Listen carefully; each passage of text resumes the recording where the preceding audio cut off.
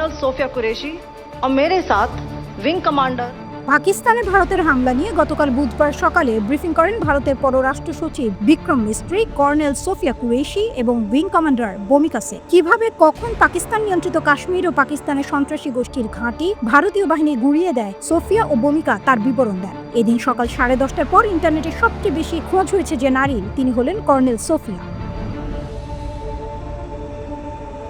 Colonel Sofiya Qureshi ভারতীয় সেনাবাহিনীর signal কর্পসের একজন সিনিয়র অফিসার। তিনি গুজরাটের বাসিন্দা, বায়োকেমিস্ট্রিতে স্নাতকোত্তর ডিগ্রি রয়েছে তার। সোফিয়া কুরেশি পরিবারের প্রথম সদস্য নন যিনি ভারতীয় সেনাবাহিনীতে চাকরি করছেন। সোফিয়া কুরেশির দাদা ভারতীয় সেনাবাহিনীতে চাকরি করতেন এবং তার স্বামীও রয়েছেন সেনায়। তিনি মেকানাইজড ইনফ্যান্ট্রিতে একজন মেজর। 2006 সালে সোফিয়া কঙ্গোতে জাতিসংঘের শান্তিরক্ষা মিশনে একজন সামরিক পর্যবেক্ষক হিসেবে নিযুক্ত হন। বহুজাতিক সামরিক অভিযানে তার অভিজ্ঞতা এবং 6 বছরেরও বেশি সময় ধরে শান্তিরক্ষা অভিযানে তার ধারাবাহিক অংশগ্রহণের কারণে তিনি ভারতের শীর্ষ সামরিক প্রশিক্ষকদের মধ্যে একজন। 2016 সালে আসিয়ান প্লাস সামরিক মহড়া ফোর্স 18 এর সময় প্রথম ভারতীয় নারী অফিসার হিসেবে তিনি ভারতীয় সেনাবাহিনীর প্রশিক্ষণ দলকে নেতৃত্ব দেন।